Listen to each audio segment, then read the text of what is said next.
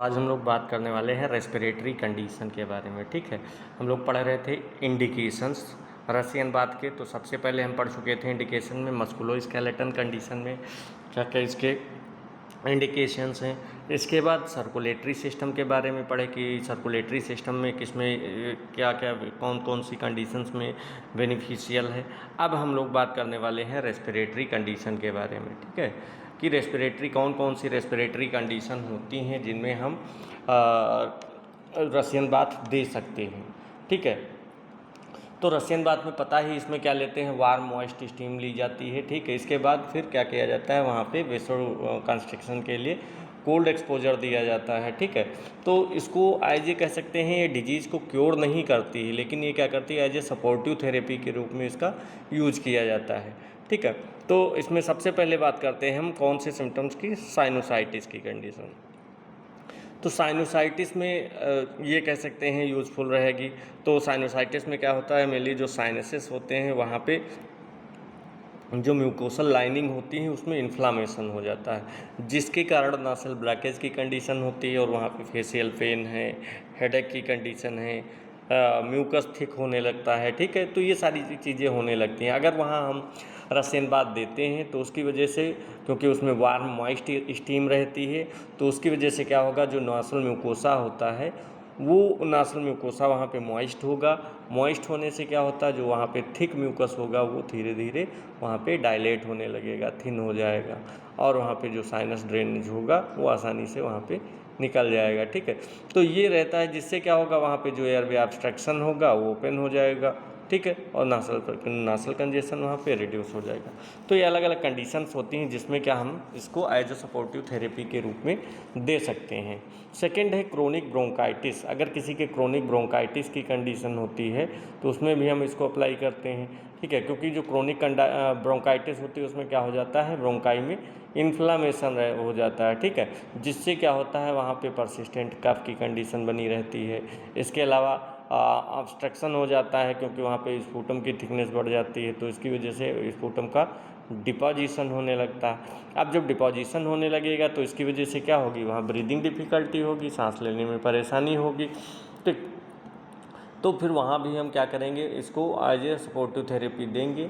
तो warm moist steam की वजह से जो म्यूकस होगा सॉफ्ट होगा और वहाँ पे स्पूटम बाहर निकालने में हेल्प मिलेगी। ठीक है, तो वही कारण कि जो एयरवे ऑब्स्ट्रक्शन होता है तो एयरवे क्लियरेंस हो जाएगा और वहाँ पे जो कह सकते हैं ब्रीदिंग हो जाएगी, ब्रीदिंग भी आसान हो जाएगी। ठीक है, क्योंकि म्यूकस वहाँ पे जो डिपोजिशन हुआ था म्यूकस, जिसकी वजह से वहाँ पे ऑब्स्ट्रक्शन हुआ था और वहाँ पे सांस लेने में परेशानी हो रही थी, तो जब म्यूकस ही डायलेट हो जाएगा तो उसको एक्सपेल कर देंगे बाहर और वहाँ पे ब्रीदिंग आसान हो जाएगी। ठीक है, नेक्स्ट हम बात करते हैं माइल्ड अस्थमा की कंडीशन। अगर माइल्ड अस्थमा की कंडीशन है तो वहाँ भी क्या करेंगे, इसका यूज कर सकते हैं। ठीक है, क्योंकि जो अगर किसी के माइल्ड अस्थमा की कंडीशन है, अगर हम वार्म मॉइस्ट एयर उसको स्टीम इनहेलेशन के लिए बोलते हैं, तो वहाँ पे कह सकते हैं जो वहाँ पे एयरवे में ड्राइनेस होती है वो रिड्यूस हो जाती है और वहाँ पे जो थिक सिक्रीशन होता है वो भी थिन हो जाता है। लेकिन ये सभी में नहीं देंगे, कुछ अस्थमा के जो पेशेंट होते हैं, ठीक है, जो जिनमें दे सकते हैं। नहीं तो जो ये हम स्टीम से दे रहे हैं, स्टीम या हीट दे रहे हैं, तो ये क्या करता है, उसको और भी ट्रिगर कर सकता है। बहुत सारे सिम्टम्स होते हैं उनको ट्रिगर करेगा। ठीक है, तो अगर वहाँ पे स्टेबल माइल्ड अस्थमा की कंडीशन है तो उस कंडीशन में क्या करेंगे, डॉक्टर से एडवाइस करने के बाद ही वहाँ पे अप्लाई करेंगे। ठीक है, वैसे वहाँ पे नहीं देंगे, नहीं तो वहाँ पे सही होने के बाद बजाय क्या होगा, और ज़्यादा कंडीशन वहाँ पे क्रिटिकल हो जाएगी। नेक्स्ट है नासल कंजेशन। तो रसियन बात में क्या होता है, ब्लॉकेज हो जाता है नोज में, तो बताया वैसे ही मॉइस्ट एयर देंगे, जिससे क्या होगा, जो नासल पैसेज होगा वो मॉइस्ट हो जाएगा और वहाँ पे थिक म्यूकस लूज हो जाएगा और नासल एयर वे फ्लो कह सकते हैं वहाँ पे इम्प्रूव हो जाएगा, क्योंकि कंजेशन वहाँ पे रिड्यूस हो जाता है। ठीक है, तो ये कह सकते हैं मॉइस्ट को जो ब्रीदिंग होती है, ब्रीदिंग को वहाँ पे कंफर्टेबल बनाने के लिए इसका हम यूज़ किया जाते हैं, जिससे क्या हो, वहाँ पे ब्रीदिंग प्रॉपर हो। ठीक है, तो ये रेस्पिरेटरी कंडीशन थी। आप देखो इसमें मेनली इसमें करते हैं क्या, चाहे जो रेस्पिरेटरी कंडीशन हो, मोस्टली यही करते हैं, जो वार्म मॉइस्ट स्टीम होता है ठीक है। वो हम जब इनहेल करेंगे तो उसकी वजह से क्या होगा, जो हाइड्रेशन होता है एयरवे में, हाइड्रेट हो जाएगा, वहाँ पे कह सकते हैं वेटनेस हो जाएगी, वेट कंडीशन डेवलप होगी और जिसकी वजह से वहाँ पे ड्राइनेस कंडीशन रिड्यूस हो जाएगी और म्यूकस भी वहाँ पे डायलेट हो जाएगा। आप जब ज़्यादा फिर वहाँ पे कह सकते हैं मॉइस्ट कंडीशन होगी तो म्यूकस भी जो हो जाएगा, जो हार्ड हो चुका है वो डायलेट होगा। डायलेट होने के बाद क्या होगा, वहाँ पे हम उसको एक्सपेल आउट कर सकते हैं, ठीक है। जिसकी वजह से क्या होगा, वहाँ पे जो एयरवे क्लियरेंस होगा वो भी इम्प्रूव हो जाएगा और ब्रीदिंग वहाँ पे ईजी हो जाएगी, ठीक है। अब जब ब्रीदिंग ईजी हो जाएगी तो वहाँ पे जो रेस्पिरेटरी सिम्टम्स होंगे उनमें भी रिलीफ मिलेगा, ठीक है। वहाँ पे डिफ़िकल्टी इन ब्रीदिंग की कंडीशन नहीं होगी, तो ये सारी कंडीशंस वहाँ पे डेवलप नहीं होंगी जब वहाँ पे ऑब्स्ट्रक्शन रिड्यूस हो जाएगा, ठीक है। चलिए ठीक है। अब नेक्स्ट हम लोग बात करते हैं स्किन एंड डिटॉक्सिफिकेशन। तो यहाँ भी क्या होगा, मेनली बात भी कर चुके हैं, जो इसका पर्शियन बात होता है ये क्या करता है, जो हमारी स्किन्स रहती है, स्किन की जो डेड सेल्स होंगी वहाँ पे जो कह सकते हैं वेस्ट मटेरियल होगा, ठीक है, और वहाँ के जो पोर्स होते हैं उनको ओपन करने के लिए रिस्पॉन्सिबल होती है, उनको क्लीन करने के लिए रिस्पॉन्सिबल होगी, और क्योंकि वहाँ पे ज़्यादा से ज़्यादा स्वेटिंग इंड्यूस्ड होती है और वहाँ पे ब्लड सर्कुलेशन इंक्रीज होगा, जिससे वहाँ पे जो स्किन की हेल्थ होगी वो उसको कह सकते हैं जो सपोर्ट प्रोवाइड कर सकता है, ठीक। अब इसमें सबसे पहले बात करते हैं एक्नी या फिर आयली स्किन विद कॉशन, ठीक है। अगर मान लिया किसी की आयली स्किन है, ठीक है, या फिर एक्नी की कंडीशन है, तो उस कंडीशन में भी क्या करेंगे, हम इसको दे सकते हैं, ठीक है। लेकिन ये सभी में नहीं, कुछ लोगों में तो ये यूज़फुल होगी और यहाँ पे कुछ सावधानी भी बरतनी पड़ेंगी, क्योंकि जो वार्म स्टीम हम देंगे तो इसकी वजह से स्किन पोर्स जो होंगे वो तो साफ हो जाएंगे वहाँ पे, और वहाँ पे जो एक्सेस में आयल होगा, सीबम होगा, वो भी वहाँ से रिमूव हो जाएगा, ठीक है। और इसके अलावा जो डेड सेल्स होंगी, डेट होगी, ये भी वहाँ से रिमूव होगी। लेकिन अगर वहाँ पे एक्टिव एक्नी की कंडीशन है या फिर सीवियर इन्फेक्शन है या फिर बहुत ज़्यादा सेंसिटिव है स्किन, ठीक है, तो वहाँ पे हम ज़्यादा हार्ड नहीं अप्लाई करेंगे, वहाँ पे हम इसको नहीं अप्लाई करेंगे, क्योंकि यहाँ पे हीट कितनी रहती है, यहाँ पे टेम्परेचर बताए थे 70 डिग्री सेल्सियस तक रहता है, ठीक है। तो अगर वहाँ पे बहुत ज़्यादा हीट हो जाएगी तो वहाँ पे सिम्टम्स और ज़्यादा बढ़ जाएंगे, ठीक है। तो अगर वहाँ पे माइल्ड एक्नी की कंडीशन है तो उस कंडीशन में हम अप्लाई कर सकते हैं एज ए प्राइमरी ट्रीटमेंट, उसको हम नहीं देंगे, ठीक है। वहाँ पे क्या करेंगे, एज ए सपोर्टिव थेरेपी इसको हम देते हैं, जिससे वहाँ पे स्किन जो हो क्लीन हो जाए और वहाँ पे जो पोर्स हो वो ओपन हो जाए, ठीक है। लेकिन अगर किसी की स्किन सेंसिटिव है उस कंडीशन में हम इसको अप्लाई नहीं करेंगे। तो अभी जब हम कंट्राइंडिकेशन पढ़ेंगे तो वहाँ पे हम इसके बारे में बात भी करेंगे। नेक्स्ट बात करते हैं जनरल डिटॉक्सिफिकेशन। तो जो रसियन बात होता है नॉर्मली क्या होगा, जनरल डिटॉक्सिफिकेशन के लिए यूजफुल है, क्योंकि मेनली होता क्या है, यहाँ पे स्टीम बात दी जाती है, वार्म वाटर रहता है, इस कारण से वहाँ पे प्रोफ्यूज स्वेटिंग का कारण बनता है, ठीक। वहाँ पे स्वेटिंग बहुत ज़्यादा इंड्यूस्ड हो जाती है, ठीक है। अब जब स्वेटिंग ज़्यादा से ज़्यादा होगी तो जहाँ वहाँ वाटर होगा, इलेक्ट्रोलाइट होगा, जो वेस्ट मटेरियल होगा वो बॉडी से रिमूव हो जाएगा स्वेटिंग के थ्रू, ठीक है। तो कह सकते हैं यहाँ पे डिटॉक्सिफिकेशन काज करता है, ठीक। लेकिन अगर बात की जाए मेन डिटॉक्सिफिकेशन कौन करता है, तो मेनली डिटॉक्सिफिकेशन में हमारे जो आर्गन्स हो गए, जैसे लीवर हो गया और किडनी करते हैं, यही जो दो मेन आर्गन हैं जो कि डिटॉक्सिफिकेशन के लिए रिस्पॉन्सिबल होते हैं। डिटॉक्सिफिकेशन क्या होता है, जो हाईली टॉक्सिक सब्सटेंस होंगे उनको लेस टॉक्सिक सब्सटेंस में कन्वर्ट करके वहाँ पे बॉडी से रिमूव करना।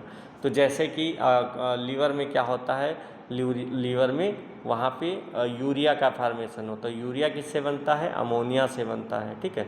तो वहाँ पे अमोनिया क्या होता है, किस में कन्वर्ट हो जाता है, यूरिया में कन्वर्ट हो जाता है, और फिर यूरिन के साथ यूरिया आउट होती है, ठीक, हमारी बॉडी से एक्सपेल आउट होती। तो देखो यहाँ पे अमोनिया से यूरिया का फार्मेशन हो रहा है, तो अमोनिया हाईली टॉक्सिक सब्सटेंस है और जो यूरिया रहती है लेस टॉक्सिक सब्सटेंस होता है, ठीक है।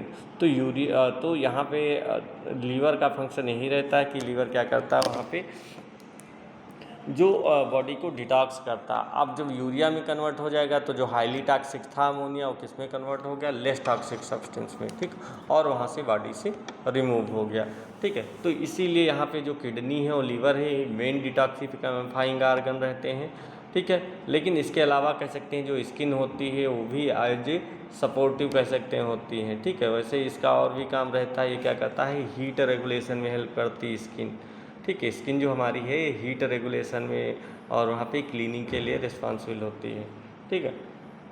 तो वहाँ पे बॉडी के टेम्परेचर को भी रिड्यूस करेगी और इसके अलावा वहाँ पे जो फिल्ट्रेशन का स्वेटिंग के थ्रू अगर इंड्यूस्ड होगा तो वहाँ पे फिल्ट्रेशन का भी काम करती कह सकते हैं, ठीक है।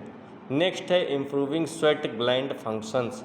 तो अब जब वहाँ पे हम रसियन बात दे रहे हैं तो उसकी वजह से क्या होगा, वो हमारी जो स्वेट ग्लैंड होती हैं एक्टिवेट हो जाती हैं। कारण क्या है, क्योंकि हाई टेम्परेचर रहता है जिसके कारण हमारी जो स्वेट ग्लैंड होंगी वो एक्टिवेट हो जाएंगी और वहाँ पर जो स्वेटिंग कैपेसिटी होगी वो भी इंक्रीज हो जाएगी, ठीक है। और बॉडी की जो टेम्परेचर रेगुलेशन होगा वो भी वहाँ पे एफिशिएंट हो जाएगा, कह सकते हैं थर्मो रेगुलेशन भी बॉडी का एफिशिएंट हो जाएगा, ठीक है। क्योंकि जो एक्टिव स्वेट ग्लैंड होंगी ये क्या करेंगी, बॉडी के टेम्परेचर को भी वहाँ पे रेगुलेट करने के लिए रिस्पॉन्सिबल होती हैं, ठीक है। तो ये थी डिटॉक्स, स्किन को कैसे डिटॉक्सीफाई करेंगे। तो सबसे पहले वार्म मॉइस्ट स्टीम देंगे जिससे हमारी स्वेट ग्लैंड एक्टिवेट हो जाएंगी। स्वेट ग्लैंड एक्टिवेट होंगी, ज़्यादा से ज़्यादा स्वेटिंग होगी। अब ज़्यादा स्वेटिंग होगी तो क्या होगा, स्किन के जो पोर्स होंगे वो ओपन हो जाएंगे और वहाँ पे स्किन क्लीन हो जाएगी। दूसरा है क्योंकि हॉट वाटर अप्लाई किया जा रहा है तो वहाँ पे जो हमारी बॉडी कह सकते हैं वहाँ पे पेरिफेरल वेसोडाइलेशन होगा, वहाँ पे ब्लड सर्कुलेशन इंप्रूव होगा पेरिफेरल ब्लड वेसोडाइलेशन की वजह से, जिसके कारण जो हमारी बॉडी में जो स्किन होगी उसकी भी हेल्थ इंप्रूव होगी क्योंकि वहाँ पे ब्लड सर्कुलेशन इंक्रीज होने से प्रॉपर न्यूट्रिशन मिल रहा है और वहाँ पे ऑक्सीजनेशन भी अच्छा हो रहा है, ठीक है। इस कारण से वहाँ पे क्या होगा, हमारी बॉडी हमारी स्किन कह सकते हैं हेल्दी रहेगी, ठीक है। और वहाँ पे थर्मो रेगुलेशन भी बेटर होगा क्योंकि वहाँ पे स्वेटिंग ज़्यादा इंड्यूस्ड हो रही है जिससे क्या होगा, हमारी जो बॉडी का टेम्परेचर होगा वो भी रेगुलेट होगा, ठीक है। तो ये था स्किन एंड डिटॉक्सिफिकेशन की बात की। अब हम लोग बात करते हैं मेंटल हेल्थ में क्या कौन कौन से मेंटल हेल्थ में बेनिफिट्स हैं। तो इसका सबसे पहले हो गया मेंटल हेल्थ बेनिफिट में स्ट्रेस, एंजाइटी, ठीक है। क्योंकि मेनली वार्म मॉइस्ट एयर क्या करता है, हीट क्या करती है, ये रिलैक्सेशन के लिए रिस्पॉन्सिबल होती है। हमारे जो पैरासिम्पैथेटिक नर्वस सिस्टम होता है उसको रिलैक्स करती है जिससे क्या होगा, वहाँ पे जो हमारी मेंटल हेल्थ होती है वो इम्प्रूव होती है और वहाँ पे जो मेंटल डिसऑर्डर होते हैं वो वहाँ पे डिक्रीज होते हैं, उनके सिम्टम्स कम पड़ेंगे वहाँ पे।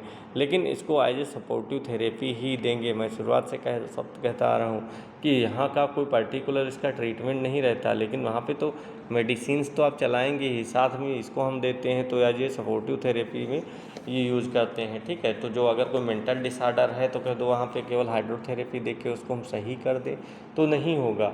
तो उसको रिड्यूस करने के लिए क्या करेंगे, वहाँ पे मेडिसिन्स भी यूज़ करेंगे, साथ में यहाँ पे एज ए सपोर्टिव थेरेपी भी हम हाइड्रोथेरेपी का यूज़ करते हैं, ठीक है। उससे वहाँ पे रिलीफ मिलता है। तो अब इसमें सबसे पहले बात करते हैं ये क्या करेगा, स्ट्रेस एंजाइटी को रिड्यूस करता है। तो हीट एक्सपोजर हम देंगे जिसके कारण क्या होगा, हमारा जो पैरासिम्पैथेटिक नर्वस सिस्टम होगा वो एक्टिवेट होगा। अब जब पैरासिम्पैथेटिक नर्वस सिस्टम एक्टिवेट हो गया है तो ये क्या करता है, जो मूड स्टेबलाइजिंग हार्मोन होते हैं उनको रिलीज करता है, जैसे कि एंडोर्फिन हार्मोन होता है, ठीक है, उसको रिलीज करेगा वहाँ पे। और जो बॉडी हमारी होगी वो रिलैक्स होगी, माइंड भी वहाँ पे शांत होगा, ठीक है।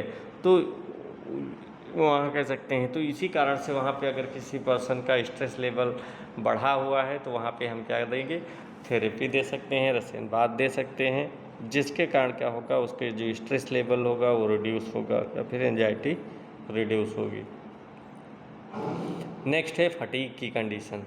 फटीग क्या होता है, जिसमें क्या हो, पर्सन फिजिकली और मेंटली वहाँ पे कह सकते हैं फटीग की कंडीशन उसके डेवलप हो, थकान महसूस कर रहा हो, तो उस कंडीशन में भी हम क्या करेंगे, वहाँ पे हाइड्रोथेरेपी दे सकते हैं।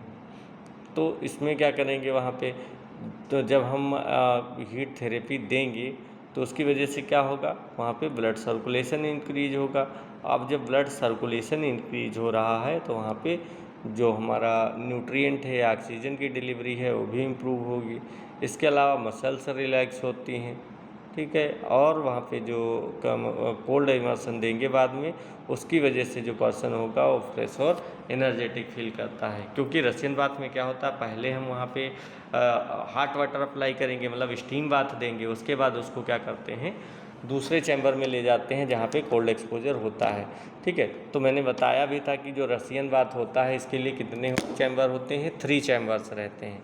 पहले चैम्बर में क्या होगा, पहले चैम्बर में वहाँ पेशेंट जो पर्सन रहेगा वो अपने क्लॉथ्स को चेंज करेगा और वहाँ पे थोड़ी देर रिलैक्स होगा, बॉडी को वहाँ पे टेम्परेचर को रेगुलेट करने के लिए रिस्पॉन्सिबल होगा, वहाँ पे रिलैक्स करेगा, ठीक है। सेकंड फिर उसके बाद क्या करता है, वो स्टीम बाथ वाले चैम्बर में जाता है, स्टीम बाथ में वहाँ पे एक्सपोजर लगता है। इसके बाद उसको कहाँ भेजते हैं, थर्ड चैम्बर में, जिसका नाम होता है वहाँ पे कोल्ड, वहाँ पे थेरेपी देंगे, ठीक है। कोल्ड एक्सपोजर के लिए वहाँ पे ले जाया जाता है, ठीक है।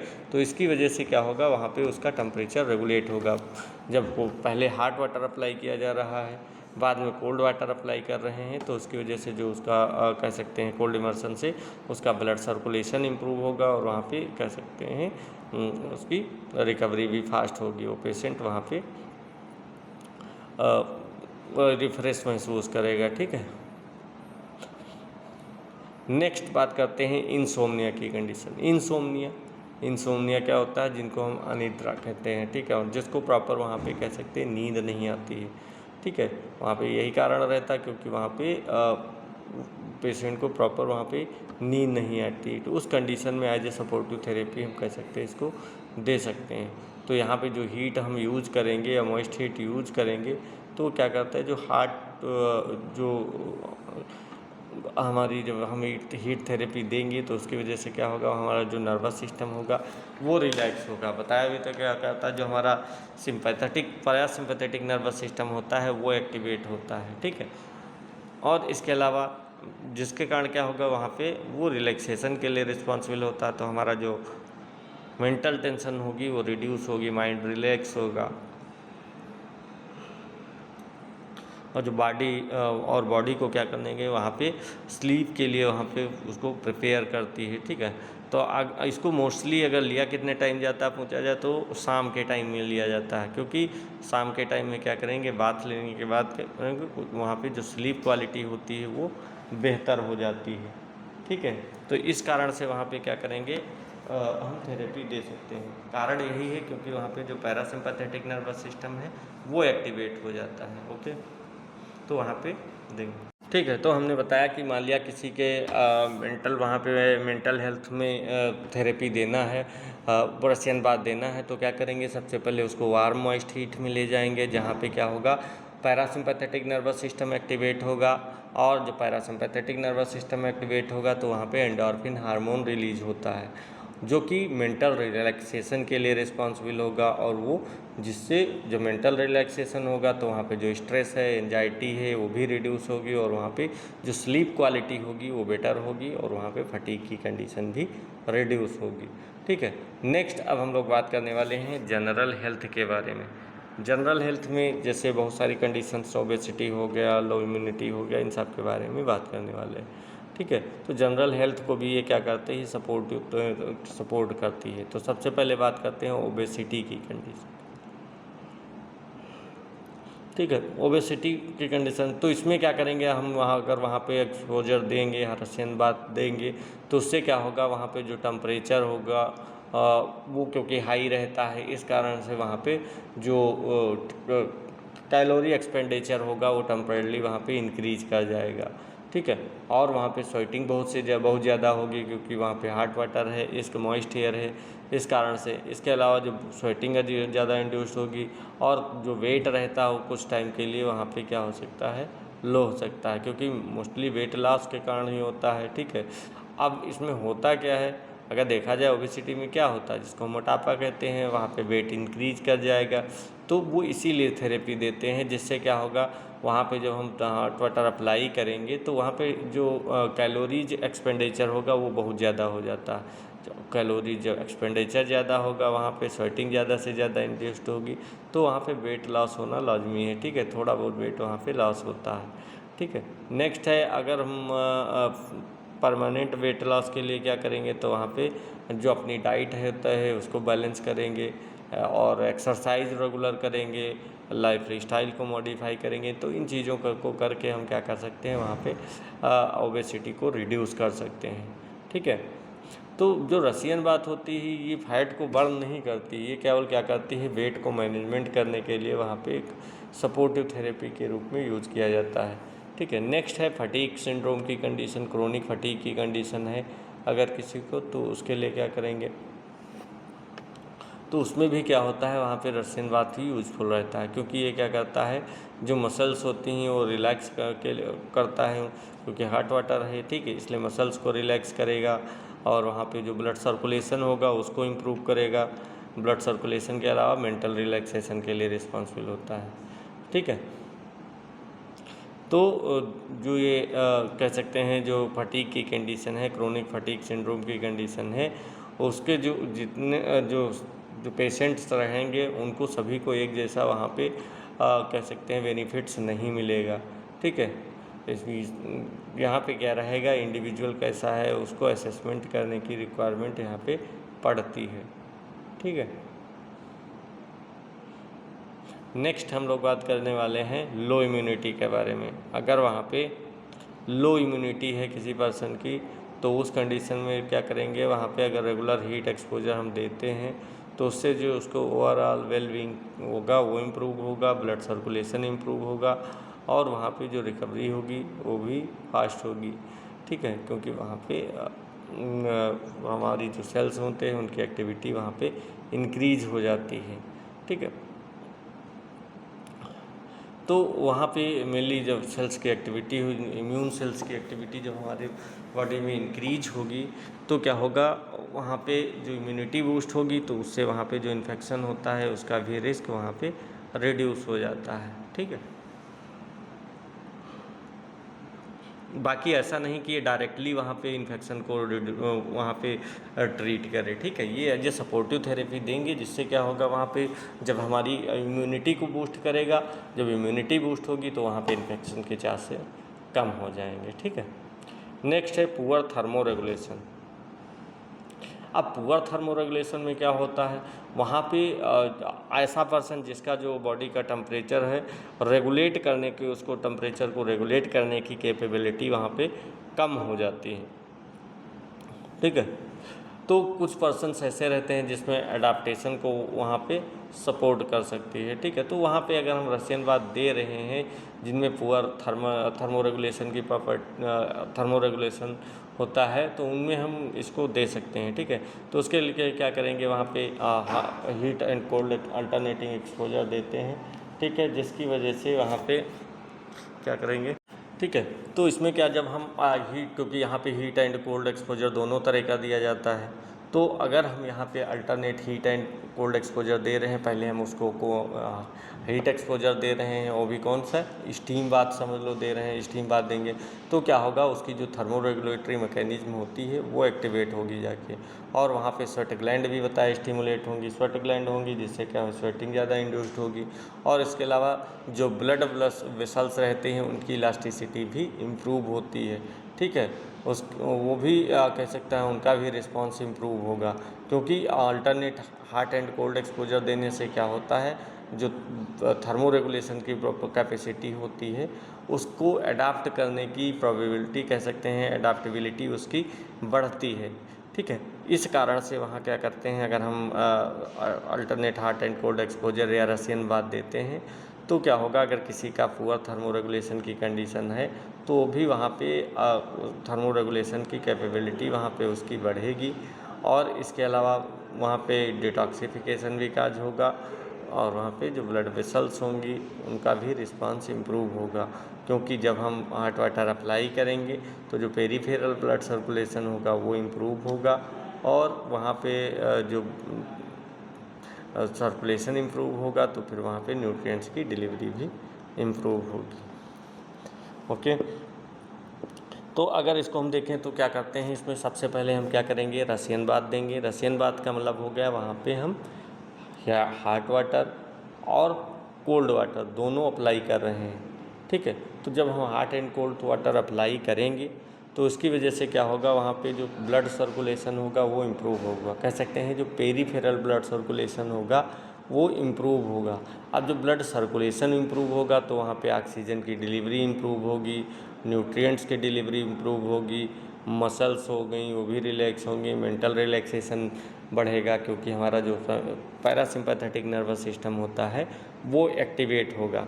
पैरासिम्पैथेटिक नर्वस सिस्टम एक्टिवेट होगा और जो सिंपैथेटिक नर्वस सिस्टम की ओवर एक्टिविटी होगी वो रिड्यूस होगी, क्योंकि जो सिंपैथेटिक नर्वस सिस्टम होता है ये क्या करता है, वहाँ पे स्ट्रेस हार्मोन को रिलीज करता है। स्ट्रेस हार्मोन को रिलीज करेगा जिससे वहाँ पे फटीग की कंडीशन डेवलप होगी और स्ट्रेस डेवलप होता है, ठीक है। इसीलिए वहाँ पे क्या करते हैं हम, अगर हॉट वाटर अप्लाई करेंगे तो उसकी वजह से क्या होगा, हमारा पैरासिम्पैथेटिक नर्वस सिस्टम डोमिनेंट होगा।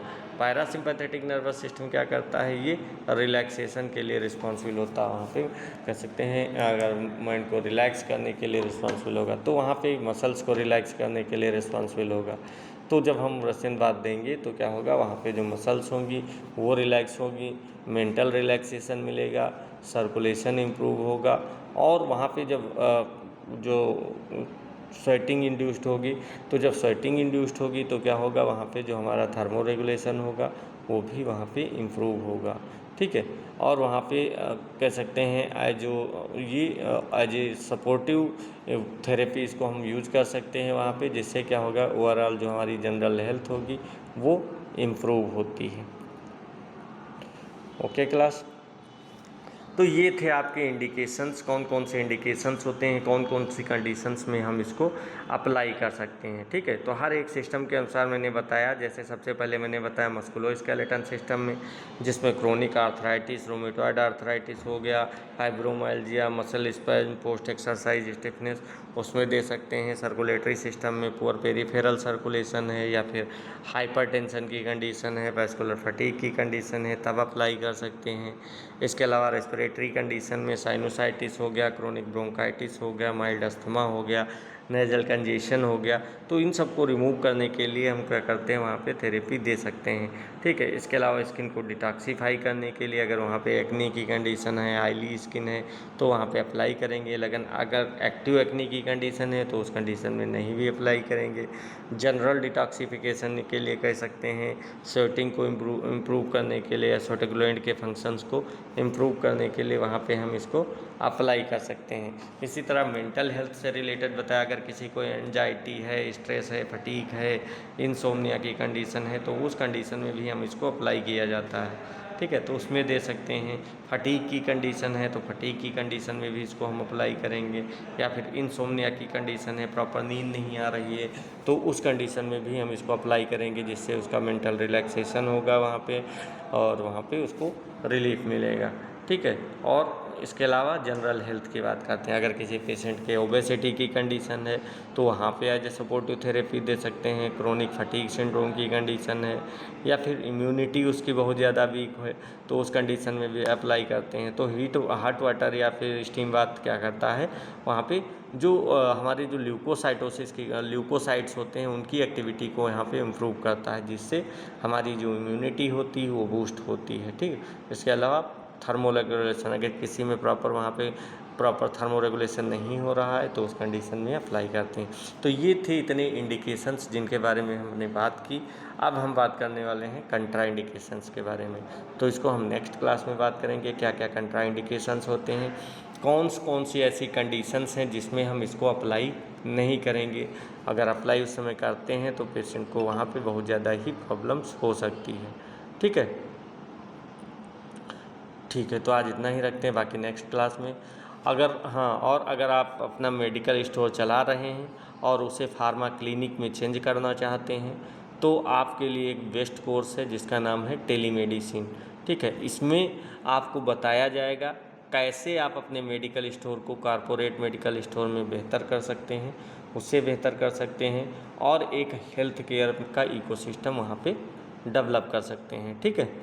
तो इसमें आपको और इसके अलावा इसमें आपको क्या करते हैं, जो डॉक्टर्स हैं वो भी आपको, जो मतलब स्पेशलिस्ट डॉक्टर हैं वो भी आपको ऑडियो वीडियो कॉल पे वहाँ पे कनेक्ट हो सकते हैं और आप उनसे राय ले सकते हैं इसके बारे में, पेशेंट के बारे में, उसके सिम्टम्स या फिर जो कह सकते हैं रिपोर्ट्स हैं उसके बारे में वहाँ पे आप उनसे बात कर सकते हैं। ठीक है, अगर इस कोर्स की कंप्लीट फ़ीस के बारे में हम बात करें तो कितनी है, 25,000 है। ठीक है, तो अगर इसके बारे में आप इच्छुक हैं करने के बारे में तो आप दिए गए नंबरों पे वहाँ पे कॉल कर सकते हैं, नंबर दिए गए हैं, इस पे कॉल करके और डिटेल जानकारी इसके बारे में ले सकते हैं। ओके क्लास, तो आज इतना ही, बाकी नेक्स्ट क्लास में।